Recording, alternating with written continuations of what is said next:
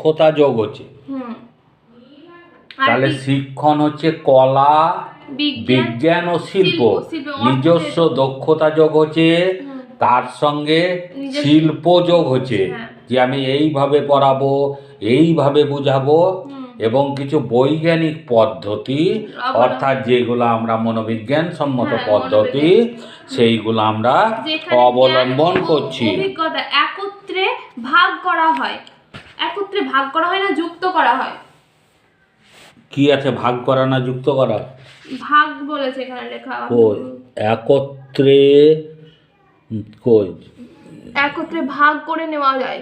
হ্যাঁ, যেখানে জ্ঞান এবং অভিজ্ঞতাকে একত্রে ভাগ করে নেওয়া যায়, ঠিকই আছে, হ্যাঁ যায়।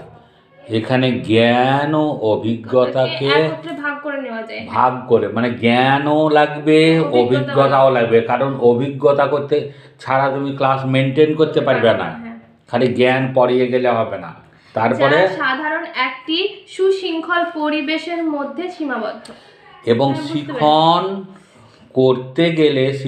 করতে গেলে একটা স্থান লাগবে, সেটা হচ্ছে বিদ্যালয়, যেখানে একটা সুশৃঙ্খল পরিবেশ থাকবে, তার একটা নিয়ম কানুন থাকবে। শিক্ষণ হলো এমন একটি প্রক্রিয়া যেখানে একজন ব্যক্তিরা শিক্ষককে দক্ষতার দ্বারা কোনো ব্যক্তি বা শিক্ষার্থী মনস্তাত্ত্বিক ও বৌদ্ধিক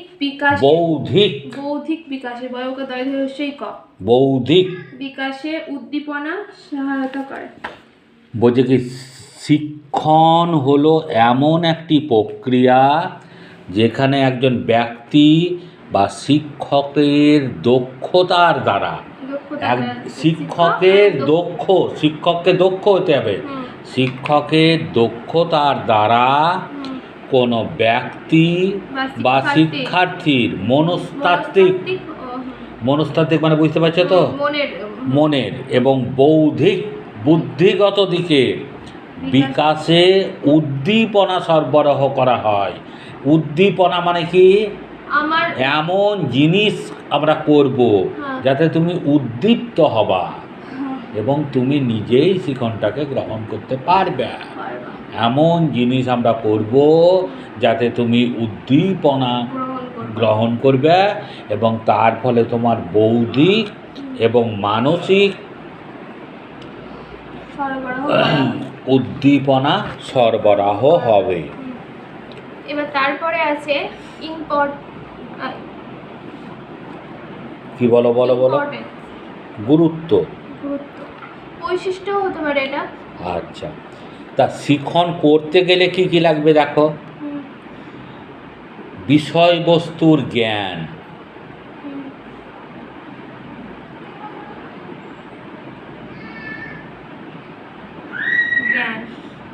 অর্থাৎ যে জিনিসটি তিনি পড়াবেন শিক্ষক, সেই জিনিস সম্বন্ধে তার যথেষ্ট জ্ঞান থাকবে, গভীর জ্ঞান থাকবে।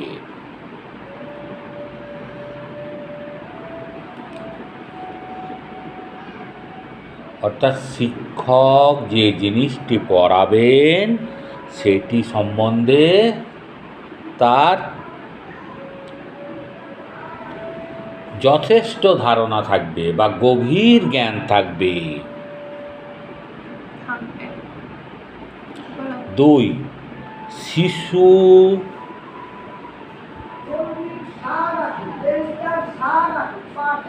মনোবিদ্যার জ্ঞান,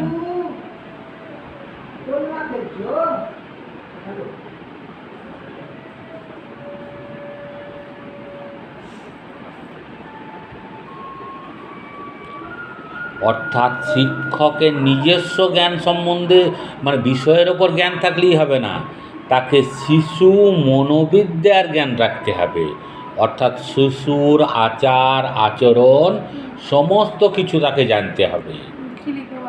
হ্যাঁ, শিক্ষকের অবশ্যই শিশু মনোবিদ্যা সম্পর্কে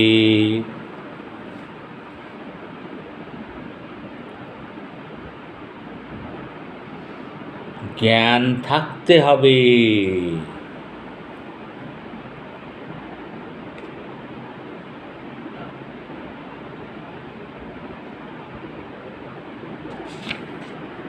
থাকতে হবে। 3 নাম্বার, ওই তো বললো না, শুধুমাত্র বিষয় সম্পর্কে জ্ঞান থাকলেই হবে না। এবার 3 নম্বরে আমরা আসবো কি, শিক্ষণ পদ্ধতি সম্পর্কে জ্ঞান থাকতে হবে।